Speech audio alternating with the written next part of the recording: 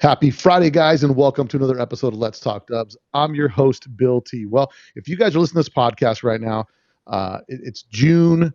It's first weekend in June. It's you're listening to this. It's Friday morning. We're at the ID Buzz bus debut here, hanging out with a bunch of buses. And this particular podcast, we're going to be doing on some logoed buses. I've got a surprise for you guys at the end of this podcast, but obviously, every time we do a bus deep dive, we're going to be bringing on our bus expert, which is Lynn Bjornsen. So, Lynn, welcome to the podcast. Glad to be here. Hey, so this is the first weekend in June. You and I pre-recorded this, but people are listening to this right now, and we decided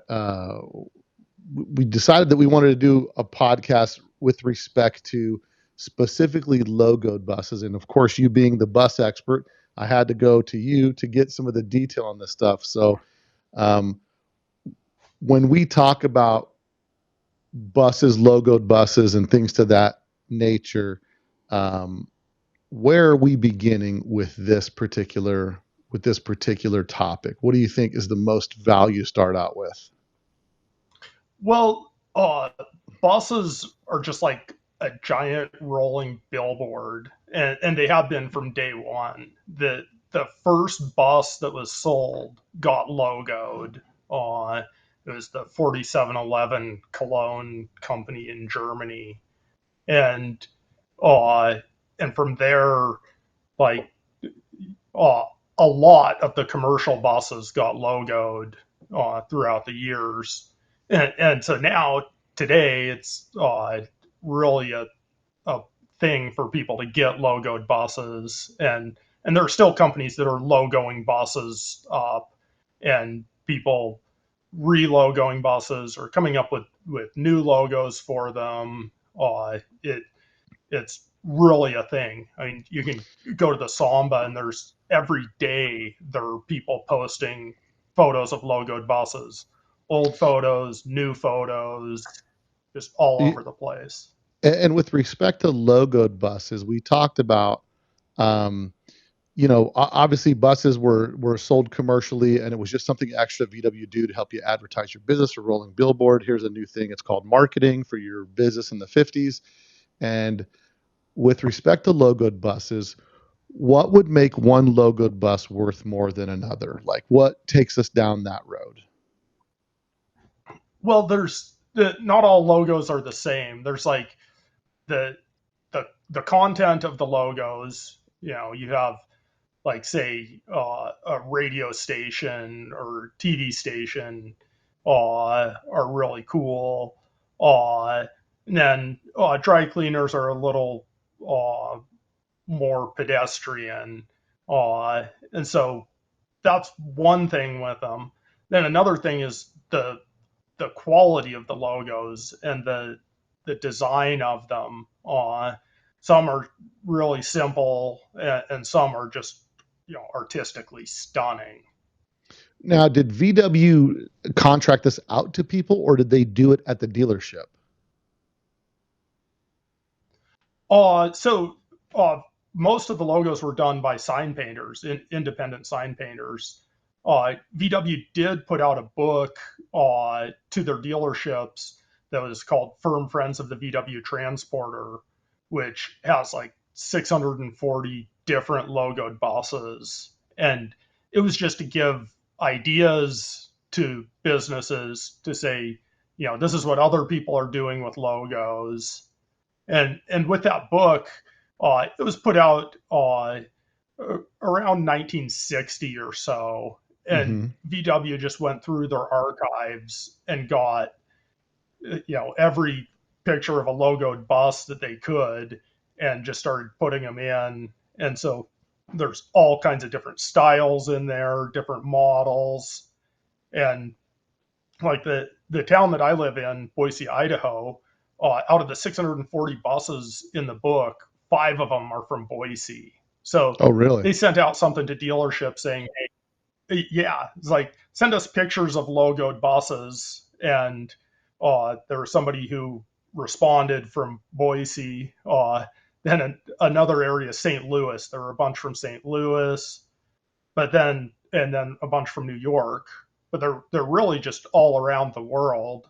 Uh, Lots and lots from Germany, and there's actually evidence that people were using that book. There was a supermarket uh, took and basically copied the major design on a bus from that book and changed the company name to their company name. But you can see in the design, it's totally the same design that was in the book.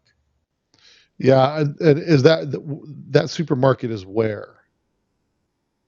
Is that a supermarket in the States or is it in Europe? Um, Because I recall when I was at yeah, it's in the Belgium. States.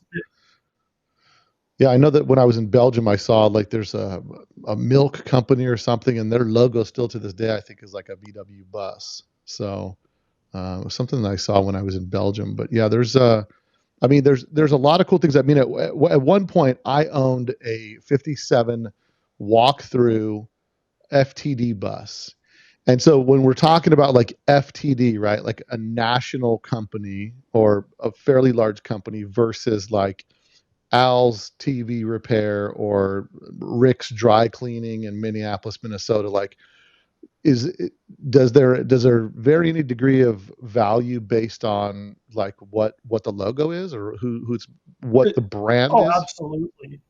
Yeah, and like the FTD one, it's is that Mercury, the design or the guys Yes. delivering the flowers or something, which is like a really cool design. Right, right. Uh, and so that definitely adds to it. So what as far as some of the logoed buses, what are some of the more desirable ones that you've seen that have turned up and that have been out there in the market? Um, there's uh like the one that I really like is the King panel van that Gibbs has, which is uh, just got really good logos. It's a heating and cooling company, which is mildly exciting, but the logos are really well done. Uh, then there's a television station back east somewhere that had like a 55 Deluxe, and they actually logoed it a couple different times. There are period pictures of it with one set of logos, then they completely relogoed it again, and just the design of them are incredible. Uh, and then there's ones that are just like a block of writing. Like I have the Sud Funk panel van, which just has basically block letters across it, which visually isn't as exciting, but it's still pretty neat, and it is the oldest bus known with original logos on it. Yeah, there's a lot of that, as you see so many different logos and a lot of them are, some of these block logos like you have on the Sudfunk, but the Sudfunk, what I think adds to this, the value of the Sudfunk is how early the bus is and it being really an early, really an early bus, one of the earliest buses, especially that someone's driving on a constant basis, right? So there's, Yeah. there's a lot of cool stuff. I mean, I was just up at the up there at Ottinger's place, and he's got 6 or 7 21 and 23 windows up that he was doing the tours, and those were logoed, back over there, and not original logoed buses, but that's kind of a double whammy, right? So it's a deluxe bus that's logoed for an actual business that they did, uh, where they took people on tours of Moab, which was super cool. So I mean, I think there's so much with respect to logo, and if you have, what did you say there was in that book? 600 of them. Yeah, it's like 640. Uh, and another great one is the Gray Line Tours logo buses. Those ones, both a cool thing. They're tour buses, and the design of the logos are really good. Yeah, I mean, there's so much variation in the logos, and I guess it's kind of open ended, right? Based on whatever market you're in, whatever purpose you were buying the bus for, whether it was, like some that we see for TV stations or, uh, like Volkswagen even. And with respect to Volkswagen, um, they had logoed buses as well. Yeah, they did. Lots of dealerships had logos on their buses. And another thing with logoed buses is that often the logos would get sanded off when the company is done with it, because they don't want people driving around with their logos. And then also back in the day, somebody buys a old used panel van to make into their camper. They don't want to have some company's logos on it, so they would paint over it. Yeah, and so we have logos, which is one level of collectability, right? Like a logo bus, and most of them, the majority of them, I would think were panel buses. Some of them would, in fact, be, other type of buses. But so that's one level of collectability, right? We have logoed buses, and then we have options on buses, which then make them a little more rare, right? Yeah, and the options are the thing that make them more exciting. There are rare options, and there are cool options, and then there are cool rare options. Uh, So like, you can have options for snow tires. That's like totally a not exciting option. But then you have right, safari windows. That's a totally exciting option. right. And how many? I mean, talking about safaris, how many cars? What is the option code for safaris? And that would be on your M code plate, right? Yeah. Well, it's M113, although on American spec buses, it would show up in the American spec M code package. So you wouldn't see M113 on the M code plate of an American bus with safaris. But if you ordered your birth certificate, it would show up in there, possibly, depending on whether they figured it out there on at the birth certificate department. And the safari kit from the factory, it was all bolt-in or it was a weld-in kit? It was weld in at the factory. They could be service installed where they would bolt in. And there's a great picture from the technical bulletins showing to get the nut plate in the upper window frame, that you open up a hole with a chisel and then push Yikes. the nut plate into there. Yeah, it's got a guy working a hammer and chisel on his bus. On a brand new painted bus. And And so then when go ahead. and safaris were pretty uncommon in the U.S. They were much more common in like Central America or Africa or Australia. Now, with respect to options, like when you're looking for a bus, what are you looking for? Because obviously you've got quite a collection of buses, and so for you, you start separating the hen's teeth, right? Like what to you excites you with respect to options? I like uncommon options that are usable. Like the snow tires option, not exciting.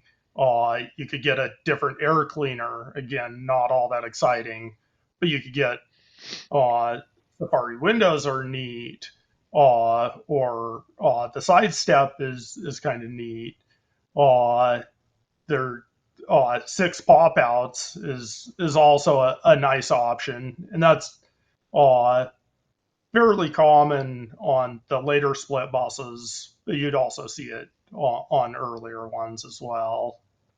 Um, No, there and and oh, go no, ahead. so with respect to options, like the buses that you have, if let's say you find two, you score 256 buses. and they're both about same condition, what options dictate whether you keep it or you sell it? Like, one, no, I'm keeping that because that's super rare. Oh, absolutely. Like, say, for like a 58 bus, that's the first year that walkthrough really came out. It was 58. And that's, to me, the difference between keeping or selling it. You have a bus that has the walkthrough option, that's dynamite. I want to keep that. If I have Hmm. the exact same bus that's a bench seat, I'm less interested in keeping it. Right. So, I can tell you this: after driving my Beetle Barn bus for a while, it's got that walk-through front section, and I tell you, all my other buses are bench front buses, and I'm thinking, especially if you're on a long trip or whatever, the walk-through just seems, for whatever reason, it just seems a lot roomier in the walk-through section. Yeah, and it's a great place to put your cooler too. Yeah, I mean, I have no problem driving, putting my drink down right there, and enjoying it. And after driving the bus for the weekend, we took it up to Moab. Me putting that many miles on it that weekend, I thought, man, this. I started thinking, man, should I convert my '67 to a walkthrough? Should I be looking for walkthroughs from now on? And so now my thought was, if I'm going to buy another bus, I'm going to look for a walkthrough because the walkthrough options are just super handy, especially if you've got to get anything out of the back or you do anything like that. There's no trying to roll over the bench. You just go right through the front to the back. So that's a super handy option. One of the options that besides my bus having the limousine package, which was a fictitious option that never existed, it was the Las Vegas special.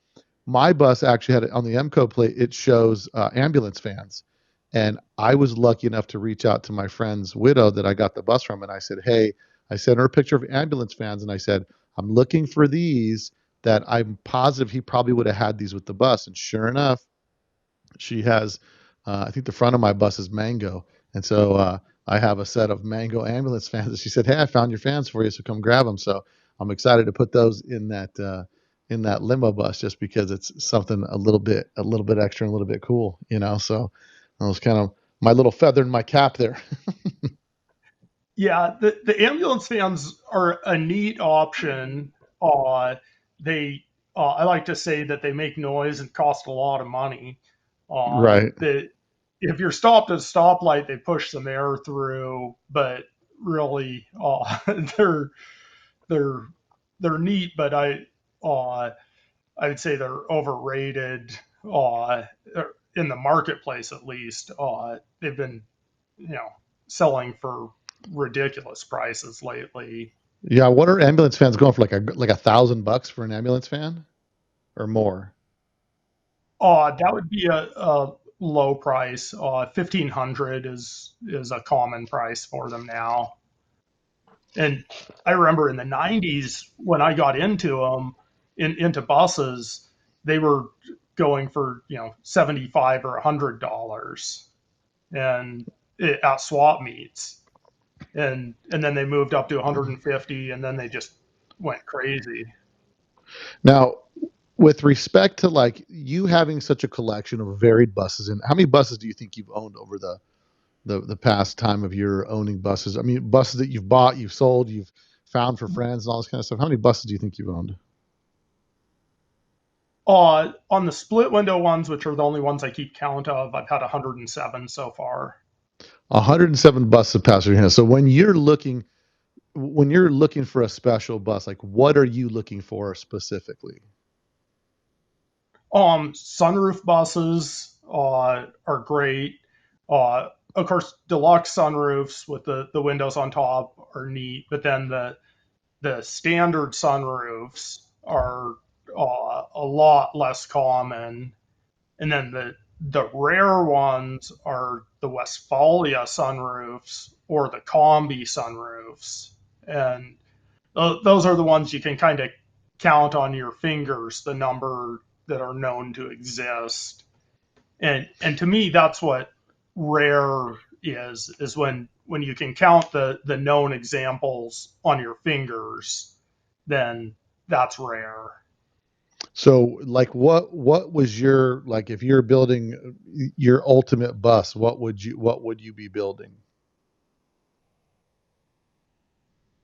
Well, there there's one that I was recently going to build, and I was looking through some old VW literature, and there's pictures that in 1956 Volkswagen sent over uh, 14 combis that were all set up for training service techs at dealerships, and they actually sent them over with factory trained uh, trainers and drove them around the country and were teaching all the people at the dealerships how to work on them and those. So I a couple of years ago I got a 57 combi, and I decided that I wanted to make a tribute car because those ones that they sent over in 56 are none known to exist. And the combi I got was just a pretty pedestrian combi, no options or anything. And my attitude is if you want something and you can't find an original, then there's no shame in making it. Uh, Right. And this so was I decided, and this was for what you were doing. Why yeah, were you doing it? You were doing a 57 for what reason were you doing a 57? because it was the vehicle that was available to me. A friend had hooked me up with one, and it Hmm. was generally the same as those 56 models that VW did. And Uh, what and and Go Volkswagen ahead. first started. Volkswagen was first established here in the States. What year? So it through 1953, Max Hoffman was the sole importer, like 1950 through 1953.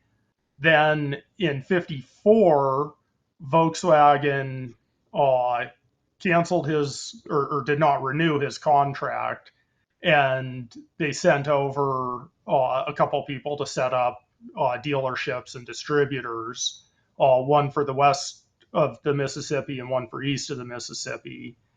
Hmm. And so throughout 1954, they set up dealerships and they set up 15 different distributors for different regions.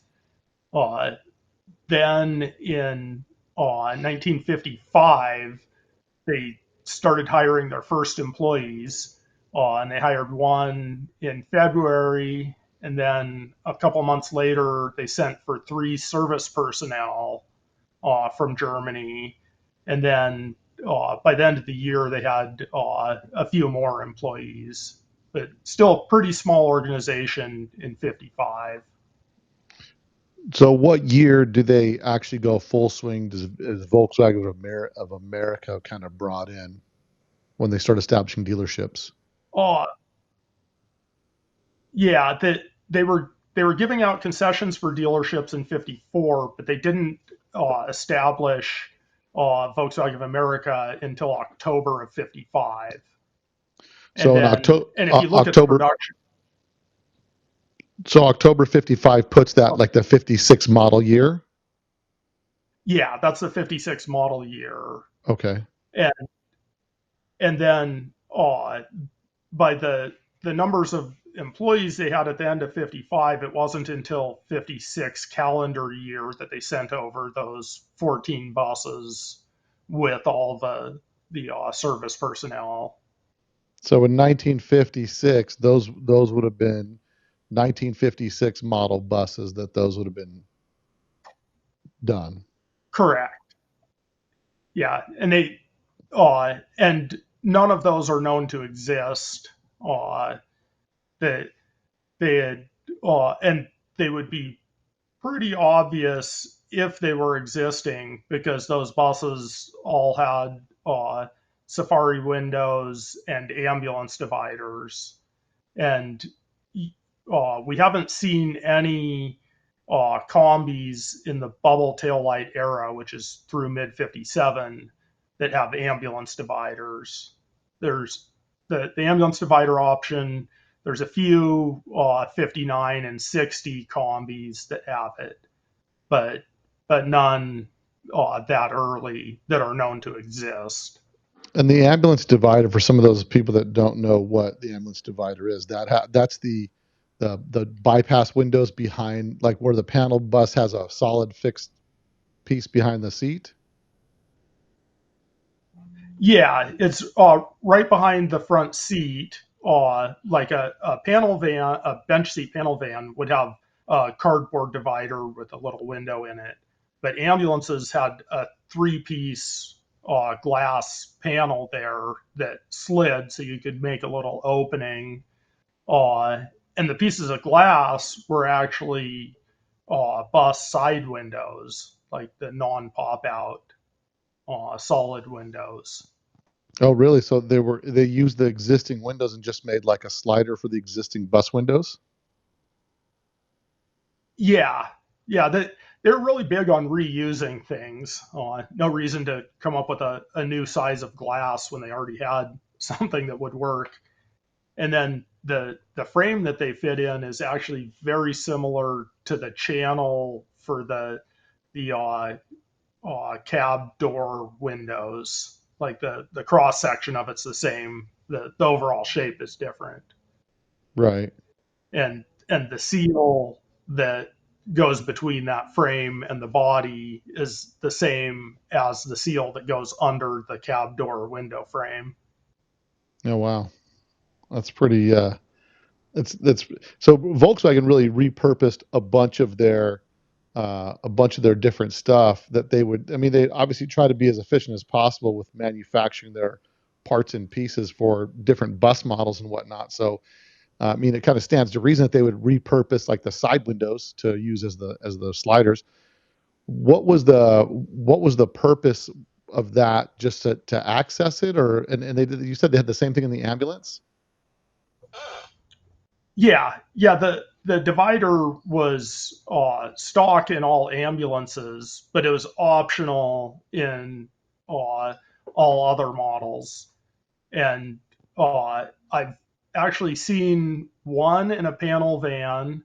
I've seen a couple standards that have it. I've seen a 15 window that has it, and then in the 5960 era, they put out quite a few combis, and so there's a handful of those still existing with ambulance dividers. Now this Never seen one in a double cab though.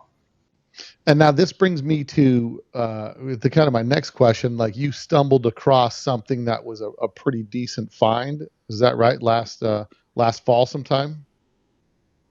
Yeah, so last actually at the end of last summer, a friend of mine had bought a few barn door buses, and a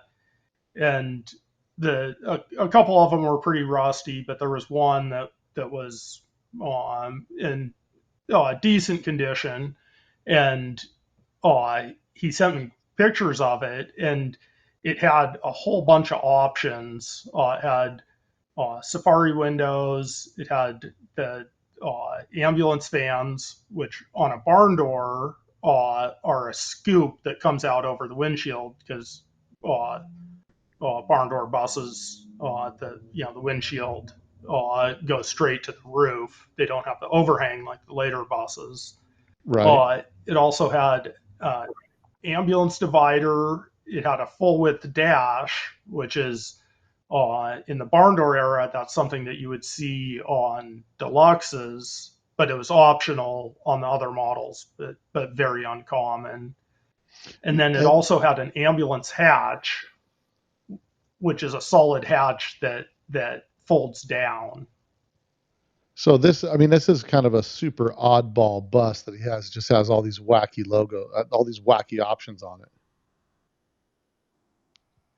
Yeah, and that was I mean, normally you find a bus with one option, that's special, that's cool.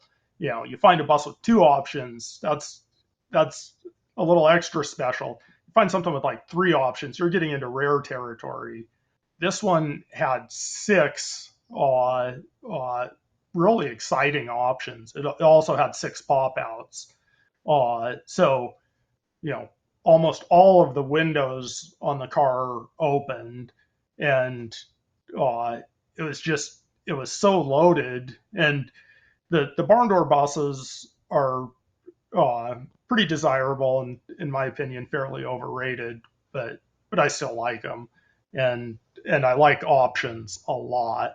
And so immediately after Brian got the bus, I started bothering him to sell it to me, and after gently nudging him a few times over a few months, he finally agreed to sell it to me. Because I think he felt that I could do it justice. So What did I he? What was the motive? Like just having all those rare options for you were like, I've got to get this bus. Like it's super weird, really oddball, and I've got to snag this thing.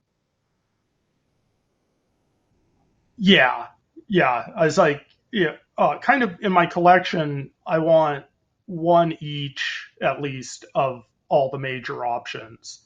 And I didn't have anything with an ambulance divider. I didn't have anything with Safari windows. So that kind of checked a couple boxes. And really, I don't know of any barn doors that have as many options as this bus. Uh, there's one in Thailand that was pretty heavily optioned, but other than that, there's just nothing like it out there. Uh, so uh, I was able to talk Brian into selling it, and then actually later the same day, I was looking around on the Samba, and I found a picture because, and let me back up a little. Uh, Talking about the bus right after Brian got it, him and myself were talking about it. We're trying to figure out why it had all these options, and we Hmm. couldn't figure it out. But we're like, maybe it was a taxi or something. It was Brian has a 52 ambulance, and so he knew that it was never an ambulance because it doesn't have the fittings inside like an ambulance would have. Even though it has three ambulance options, is not Right. an ambulance. So we're thinking maybe it's a taxi or something, but uh, I I didn't care what it was. I just wanted it. So Right. I Based on got the it, level of and options it then has. absolutely. So then later that day, on the same day that I made the deal with him, I hadn't picked it up yet, but we made the deal. I got on the Samba and looked at a picture from Riviera Motors in Portland, Oregon, and I saw a bus parked on the street and realized what it was. And what it was actually what I was going to build the tribute car of, and it was one of the service combis.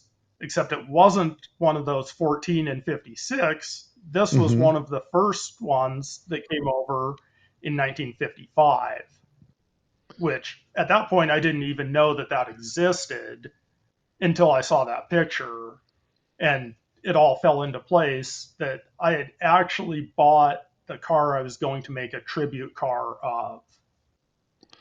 That's crazy. And so, and then when you realize you have this car, I mean, it's got to be excitement and then stress at the same time because it's not like this is an easy car to have because now that you've got this, the list of parts needs is through the roof, right? I mean, this thing is it's not just a It, logo on this bus, right? well, yeah, and uh, even just getting it was crazy because I had to go and pick it up, and so I called my friend Jeremy and talked him into riding along with me, and we drove from Boise all the way to Michigan to pick it up, and we drove straight through uh, like something like 1,800 miles in 34 hours or something. It was just a huge trip. Then we get it and drive back through.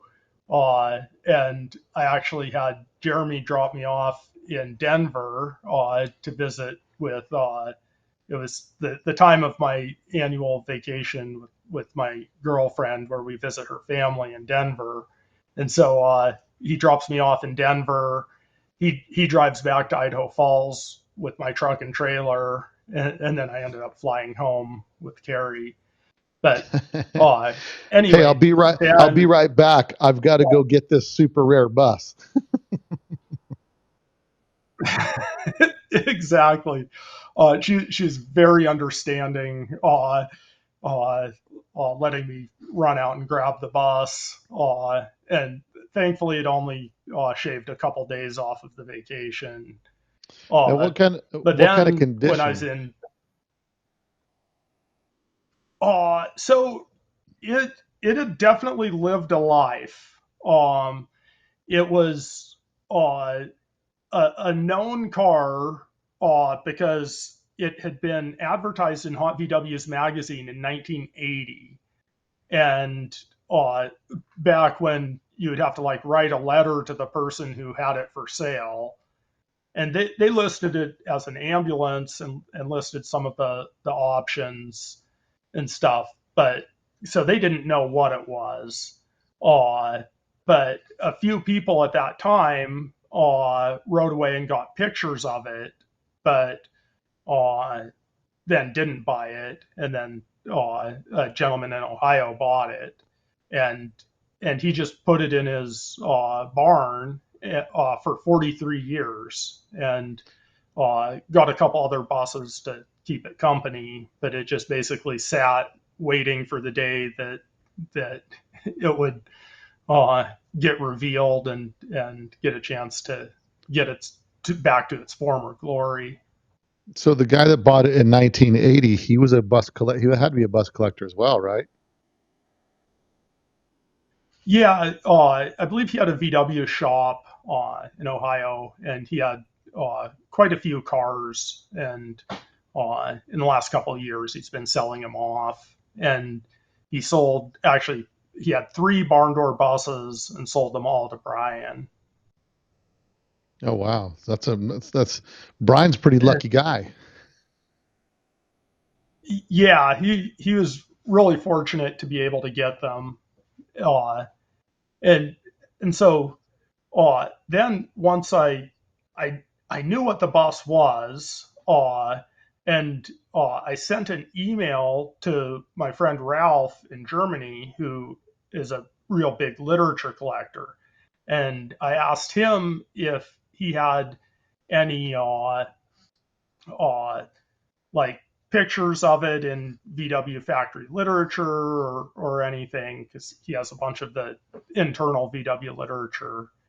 And so he responded with a great email. He said, "Don't even ask to buy this, but," and then he sends me some pictures of the sales brochure for this bus. Uh, and there's pictures of a bunch more of them. And this is from mid 1954 that VW put this out. And it's basically a sales brochure for uh, VW distributors to get this bus. It was not ever meant for the public, but they said this is what's available, and it shows everything that's inside it. It talks about all the options and the reason for all these options, which Brian and myself were theorizing. Well, we found the actual piece of literature that says it was they put these options on to show the dealerships what options you could get on a bus. Oh, so it served multiple purposes. The options weren't necessarily functional. that you would think that the options were specifically done to do just another level of display for these vehicles. Like these are more options you can get on a bus.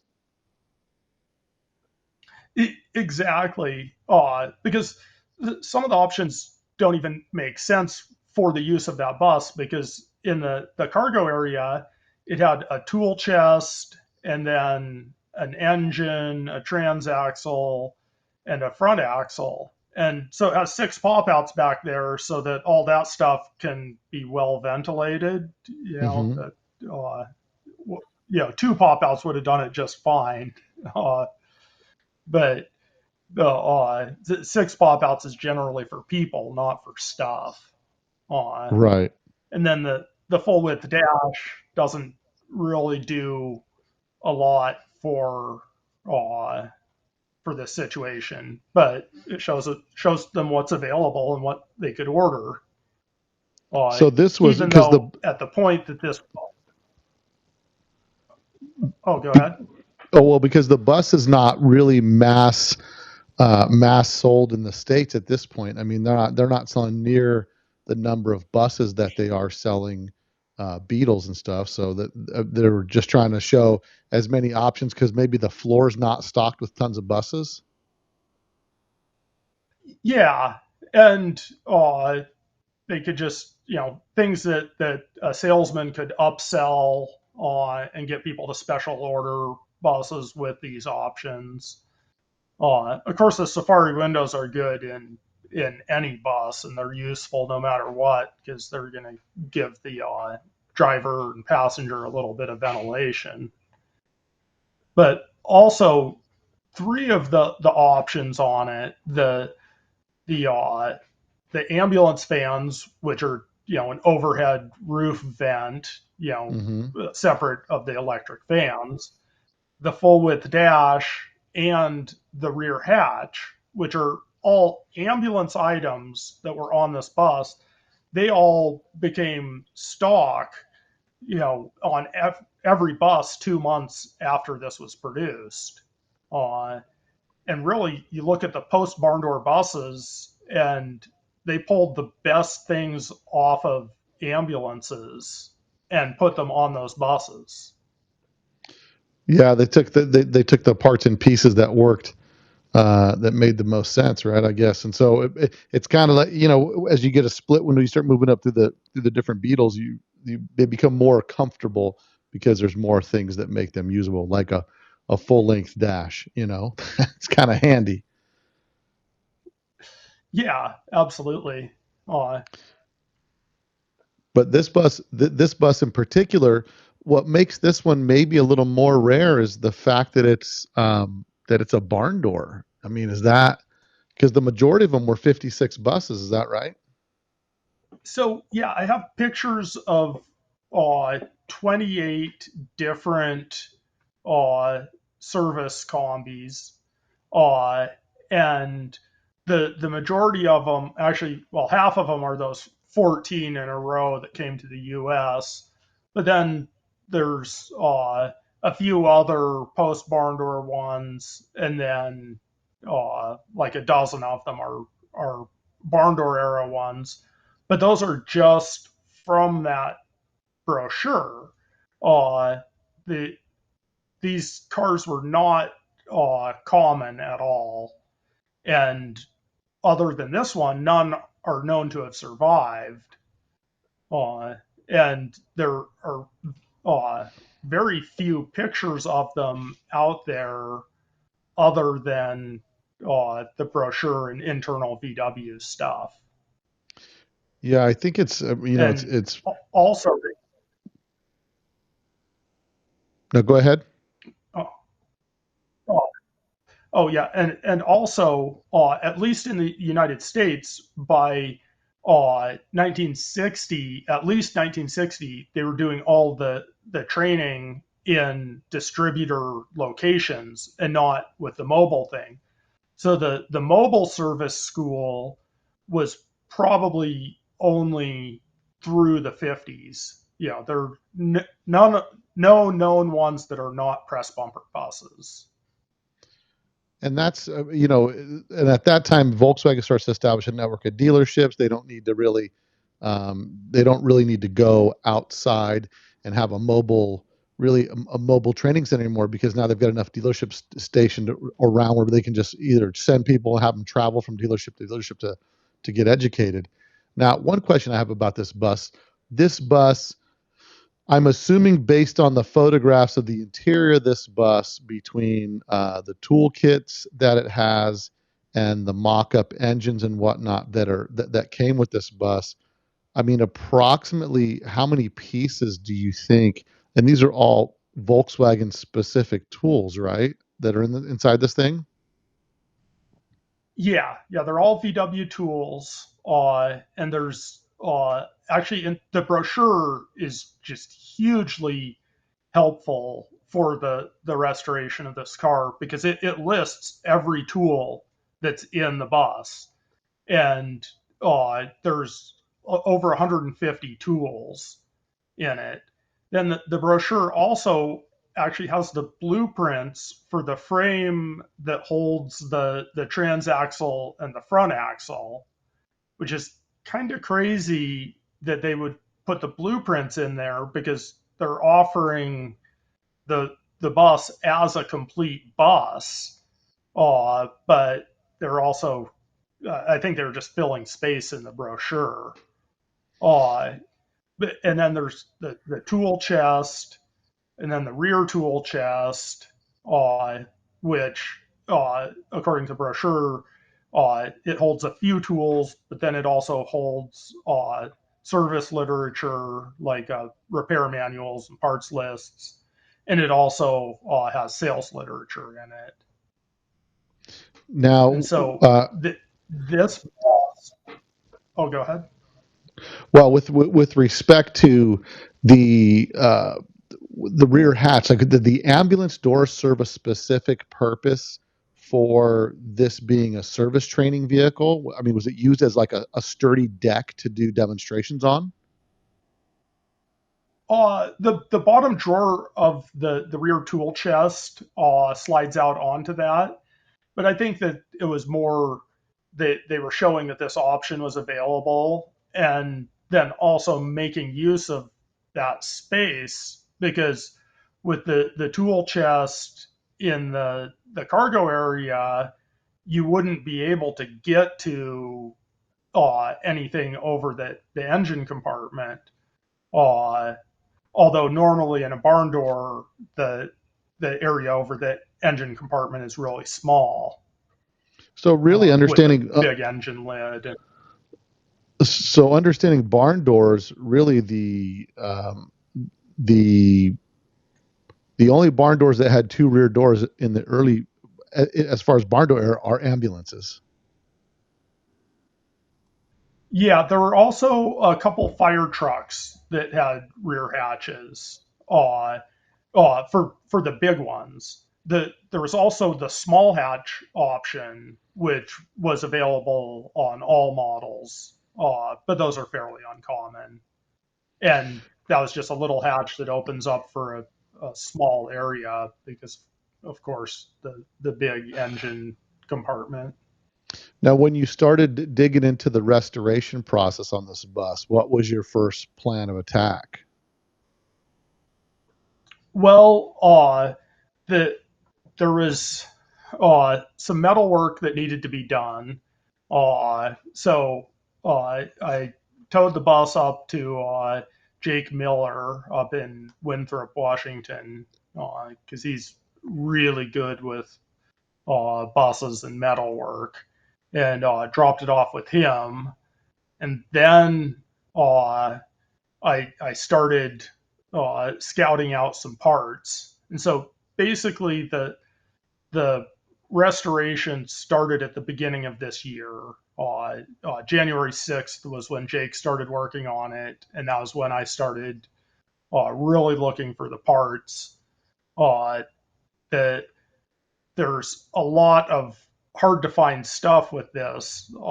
Probably the biggest piece being the tool chest, which there's at this time, to my knowledge, only one known to exist from an original school wagon, and that one was owned by Rick Clark in Monterey, California. And so I reached out to Rick, and I was able to make him a deal for that tool chest, which was just incredibly generous on his part. And so I got that, and then I started buying tools and buying parts and buying more parts and more parts.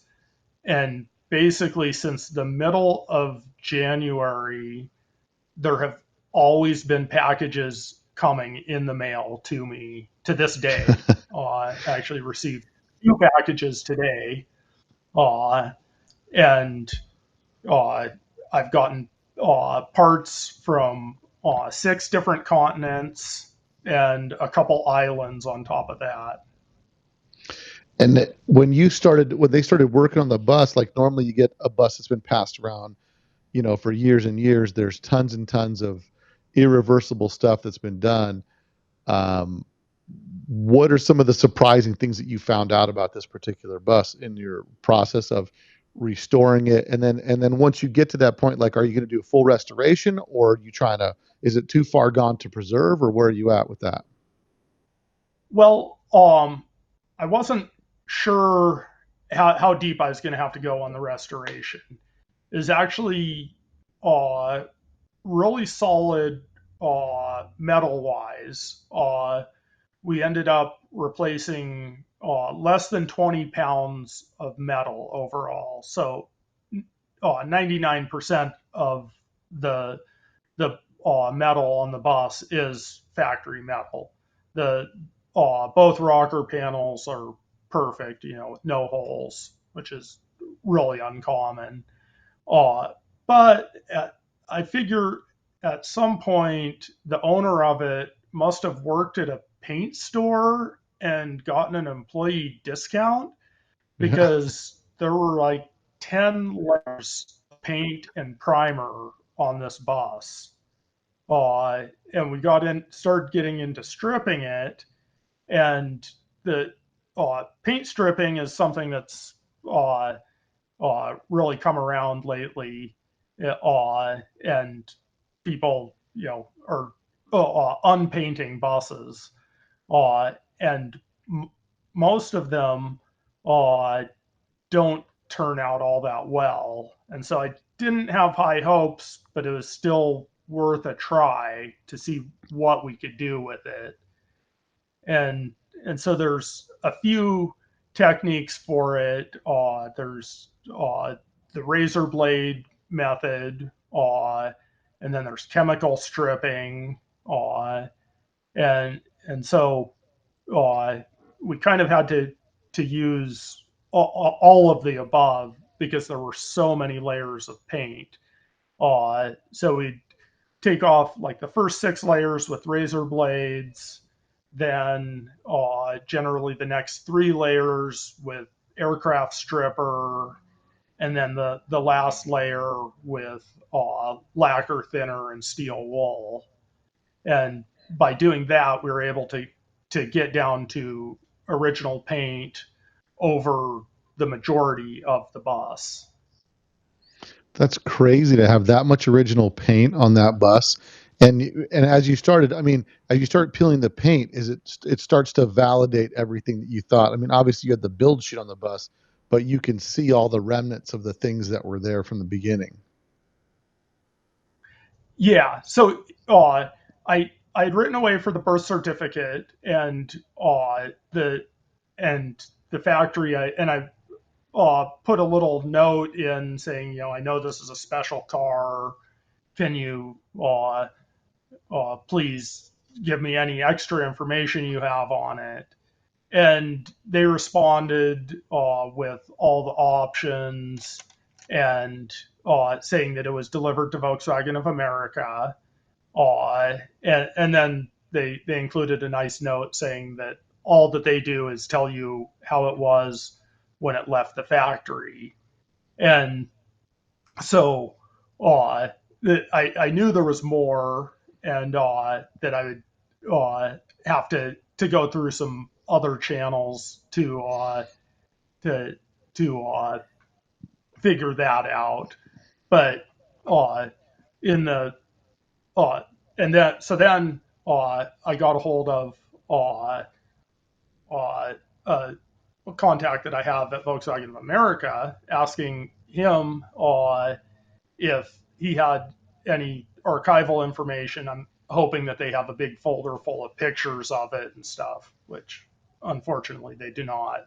But he put me in touch with the people at the factory in Hanover, the VW history guy, who was very kind in looking up some information and found out that there was another bus built at the same time as this with the same options and also delivered to Volkswagen of America. So there were two of this bus. And so this bus's brother is the one that you see in the photo from Riviera Motors in Portland. Oh wow, that's crazy. I mean that you've got two buses that are built the same day with these same funky options, and now you have one that exists today, and it's able to put back together. I mean, that's got to be. I can't even imagine what it takes to try to find the parts that are inside this bus, and try to get all these pieces put together. But I guess if it's got to go to anybody, it's got to go to somebody like you that you're actually gonna, go through the painstaking process of putting it together because it's no small feat, and it really has to have a person that's got, unbridled passion for these things. Oh, absolutely. Uh, the it it's been an incredible journey over the last 4.5 months, basically, since we started on the restoration, and it's a preservation restoration because we were able to get back to so much of the original paint. And uh, thankfully, my brother Eric was able to help me on the paint stripping. Between the two of us, we had over 150 hours into removing the repaint off of this bus. And and then we found that the bus had, when VW decommissioned it, they sanded off the logos and sanded off their name and all that, and then repainted it dove blue at that point before it got painted white, red, silver, black, blue, green, orange, and copper in various places at various times. Uh, and uh, I was really happy with what we were able to do with the paint. Uh, and then after we stripped it down, I took it down to Trevor and his crew at Rusty Gold Restorations in Phoenix, Arizona, and he did the blending work and got the Dove Blue back on it in the places that had been sanded off, and the wheel wells were uh, that had been replaced and stuff like that, and got it all blue again. Then brought it back up to Boise, and uh, I flew Gibbs Connors out to do the sign painting on it and bring the logos back to what they were back in the day. Yeah, and I mean that's cool. I mean, blending the paint by itself is a pretty big, it's a pretty big task to do because you want it to. I mean, you're not wanting to repaint the whole bus because you're wanting, like you said, to preserve what's there to be original. And so blending it takes I mean, that can't be easy in and of itself. Yeah, it was especially difficult on this one because even the original paint, it got painted over probably in the first year or two after it had went into service. And it was not in its original state for very long. But then there's still, where we stripped it down, there's multiple different shades of Dove blue on adjacent panels. Is really difficult to do, and the colors, for whatever reason, whether it was the the the repaint over top of it, chemicals seeping in or something, but it changed the blue just a little bit in places. Yeah, and I mean, there's because I know with like the sea blue and stuff like that, there's all types of different. There's two different types of sea blue, which then means that you've got so much. You know, there's two shades. So when you're trying to do something, to match it, you can change. There's the difficulty of trying to get the exact color, but since you've got the color to match, did that make it a little bit easier to blend the colors together?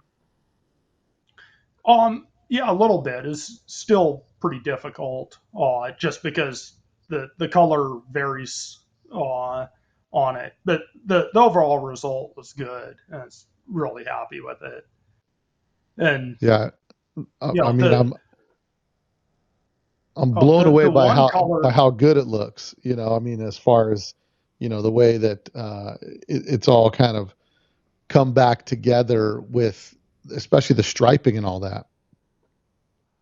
yeah, yeah. And I had a local pinstriper do the pinstriping, and uh, the and also on colors, that one thing that's sealing wax red buses uh, fade the worst out of any of them. And you'll see a row of sealing wax red buses at a show, and they will all be different shades, whether they're original or repainted or whatever. It is the most difficult color. So And then with Dove Blue, there's early Dove Blue and late Dove Blue, because they changed the paint formula sometime in the late 50s or early 60s, and so they fade differently. Uh, it's the original paint has its challenges. yeah, I mean, there's no question that it's without any thought that this is probably. I mean, it's probably got to be one of the more difficult restorations, I would think, because of the amount of parts and pieces that are there, b, getting the lettering and all that stuff. And did you find any of the old lettering underneath any of the old logos? Um, the There was ghosts of what the letters were. The actual lettering, they sanded off every letter, but like across the back of the bus, you could see that Volkswagen was spelled out across the back, just because the way I mean, they sanded it down to bare metal. And then on the door, passenger door, you could see the lettering on that as well. Uh, but then on the sides, we could see we call it the flag, the big white thing, and that we knew what the lettering was from the brochure, so we were able to recreate it from that. And as far as scale, I mean, the ghosting allowed you to figure out what the scale was on it. Yeah, exactly. And the we had the scale of the white flags, because they didn't bother sanding all the white off, so we were able to find that really well. And then uh, on the rear also, it said Volkswagen across the top, and then Mobile Service School below that, and we could see a few of the letters for Mobile Service School, and so we knew that that was what it was, because there aren't any pictures of the back uh, of an original one known to exist. It's interesting that the one that's pictured in front of Riviera has got a different logo on the rear door than your particular model.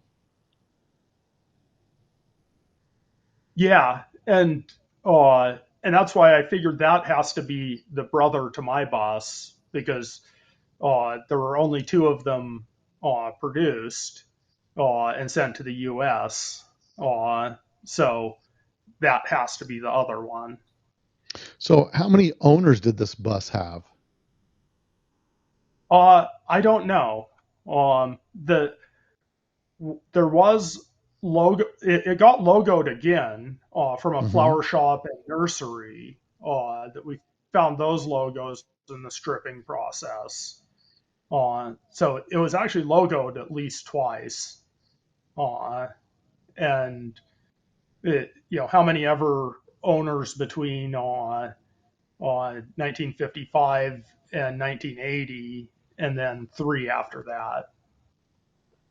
Wow, I mean, it's got to be pretty lucky, especially you being a bus collector and wanting to find something kind of cool, and then planning to build a tribute bus that looks like a bus like this, because you can't find them, right? If anybody's going to find them, Lynn's going to find it, and then you decide, hey, I'll start with the platform that my buddy's got, and use that thing, and it ends up actually being, you know, that bus for you. Like, I don't even know how I can come more full circle than that. That's pretty incredible how it all comes together. It Yeah, it blows my mind, and for the last several months, just it blows my mind on a daily basis, and I like to say I can't make this stuff up. Uh, Yeah. how this all came together and happened, it's just crazy, but it did. Now, one question I do have is, because of all the additional weight that that bus normally drives around with, did they put Alpine gears in the reduction box, or is it a regular reduction box trans? And how does it fare with respect to power and driving it with that much weight in it? Is just regular drivetrain, with which is slow with a bus that doesn't have an extra half a ton of stuff in it. So this had to be monumentally slow. I really feel for those guys who had to drive it, uh, because this is like the heaviest bus to leave the factory in the split bus era. And there were heavier ones maybe that were modified after the factory, but this one is just monumentally slow. And also, interestingly enough, it is the most expensive bus, or the most expensive Volkswagen overall from the 1950s. Well, That it the the cost was basically a little over $5,000, which was like Porsche Carrera money. so that's how much the bus cost when it was new, that particular bus, or with all those options and tools, and if you priced all that stuff. Yeah, with all that stuff, the brochure prices it out, although the brochure's in Deutschmarks, but I converted it to dollars and figured out what the cost would be, and it is just a hugely expensive car because tools and equipment are really expensive, and plus it has all the options and everything else. So it's kind of funny because it's the most expensive bus you couldn't buy Right. Well, that's the because it thing, was right? only in. Yeah, it's not. It was Yeah, only available to dealers. yeah, and not even dealers, but distributors. Uh, and so Volkswagen, and this was Volkswagen of America, which was owned by Volkswagen. So they're kind of selling it to themselves, but I don't know how their accounting works or how they internally charged it. But the brochure has the prices for it. And then, so your plan with this bus, then, as people listen to this podcast, they'll be able to view this bus in person tomorrow at Octo. Absolutely. It I'll have it on display at Octo, and people can come and see it. And of course, with this podcast, you can see it right now.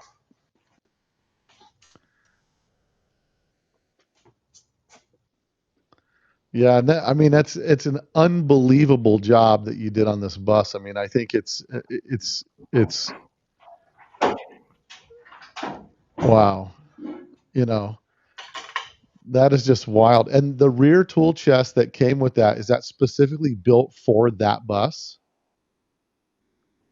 Uh, this one, the rear tool chest I had built by a local cabinet maker. Hmm. The tool chest that's inside the cargo area is an original tool chest. Wow. I mean, that thing is it's unbelievable. And I can tell from the top, like the top above the belt line behind the rear window, that's all still original paint over there. Yeah, the Dove Blue that you see, about 80% of that's original paint. So Uh, it's there's just 80 the areas. Oh, yeah, 80% go ahead. original. 80% original paint. I mean, Yeah, that's pretty incredible for a 1955, 56 bus. yeah. We had to paint the areas under here because I mean, they just attacked it with the DA. But it was uh, it was an adventure stripping the paint off it, and uh, bus people know that most paint strips and blends don't end up looking incredibly good. But I was very pleased with the results on this bus. It turned out better than I thought it would. Yeah, that thing's unbelievable. I mean, and to have the bus and so nobody else has that bus in their collection. There's none of those that are known to exist. Yeah, this is the only one known to exist. And on top of that, I would love for a few more to come out of the woodwork, but uh, I'm not holding my breath. yeah, I mean, on top of that, all of the super unique options that are specific to the service bus, and for it to be a training vehicle, a service training vehicle.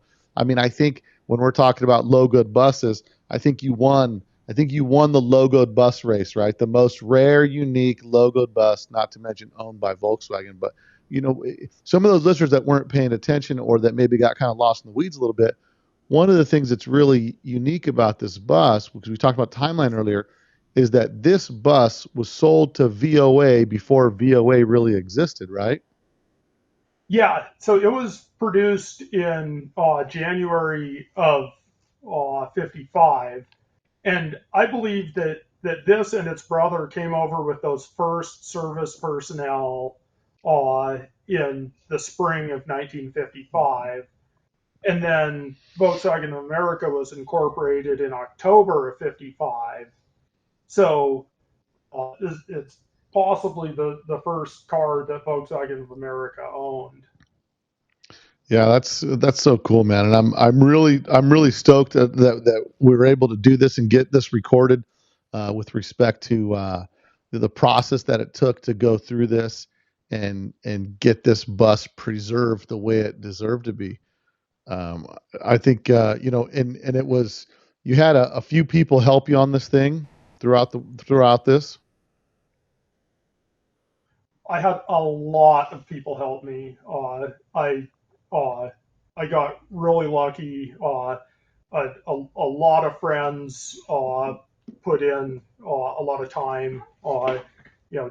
Jake Miller, Eric Carlson, Adam Bruno, Eric Bjornsen, my brother, and uh, countless other people. Uh, it, and with what it is, everybody has been really stoked to work on it. I've gotten really lucky with that because everybody who's laid hands on it has really enjoyed working on the car. And restorations take a long time. We're literally 4.5 months into this restoration. It'll be right at 5 months when I have it down at Octo. There's still uh, another week or two's work to do on it, and I'm going to be working late nights up until Octo getting it done. Uh, I'm really looking forward to taking it down there and showing it off at the barn door gathering. Well, I tell you, Lind, I don't think it could have fallen under the ownership of a better steward than you, because you're the guy that's absolutely probably one of the most obsessed VW bus guys that I know. And for you to be able to have really kind of the holy grail of barn doors, right? Like, go to Octo, you're gonna see 10 barn door 23 windows, right? The pinnacle of collectible buses, but I think you got them beat at this point, you know. It's going to be one of the more unique ones there, and I'm just so fortunate to have been able to get it and to bring it to this state. Well, and I really think it's awesome that you had people that had, like, a super rare toolkit, and it's just one of those things, It's like when you got the guy that needs it, he's the guy that's got to get it, right? Because we hold on to these things that we collect, and then if we really find the appropriate home for it, it's got to go to the appropriate home. So I'm so glad that you're able to get it. Now, do you have all of the tools in it, or is there still some pieces you're looking for? I still have a list of over 50 tools that I'm looking for. I have about 2/3 of the tools at this point. I have all the visible tools because there are some that you can see just looking through the windows, but it's going to take a couple years to fill the tool chest completely. Well, Lynn, I'm glad we got through the podcast, man. I'm glad that to see this bus on the road. I'm excited to take a look at it. That we're going to be checking it out over there at Octo, and you've done a great job on this thing, man. And I'm super excited to see the thing come back, into resurface back in the population of buses on the road again. Because that's really when it comes down to, that's what it's all about, is getting these buses back on the road. Absolutely. I'm so glad to be able to do it. And also, I'd like to give a special thanks to my girlfriend, Carrie Padilla, who's been very patient from day one on this project. So, No, absolutely, and she's, absolutely. yeah, and we're actually going to be driving down the coast in another one of my buses on the way to Octo. Uh, that this one's going down in an enclosed trailer because there's no way I would drive this thing on a road trip. That would just be a nightmare. Well, at least you have all the tools to fix it if it broke, right? Yeah, absolutely. No, I think that's rad, man. Well, Lind, I'm looking forward to having you enjoy this bus with all the other enthusiasts out there at Octo, and I really appreciate you coming on the podcast. And so, if you've got a list of those tools, send it to me. I'll include it in the text of the podcast. This way, if anybody listens to this podcast, they can peruse the list of parts you need, and if they got it, they can reach out to you and get you some of these parts, man. Awesome. Thank you so much for doing the podcast. And I really love the work you're doing with VW history and getting this all out there for everybody to know. No, I love it, man. And it's guys like you that I admire, that have the. I mean, for me, it's easy. I sit here and make the videos and put the pictures out and all that stuff. But you've got to go through the painstaking process of putting that thing back together and getting all that. But it's all part of the preserving history and you know reigniting all these dead carcasses of vehicles and getting them back on the road, man. So thanks so much for doing it, man. And I tell you, I admire your commitment to the buses specifically, man. You're my go-to authority for anything and everything VW. And don't forget, Lind also does an article. He does the article every month in Hot VWs. the transporter talk. So if you guys have anything that you need questions answered on, I'm sure you can get a hold of Lynn through that. And you subscribe to the magazine just for Lynn's article if you're not doing that. So appreciate it. Thanks so much, Lynn. I appreciate you. Awesome. Thank you, Bill. All right, buddy. Well, cool, man. That's golden. No, we're good, man. That's an hour and 20 right there, buddy. Nice. Yeah.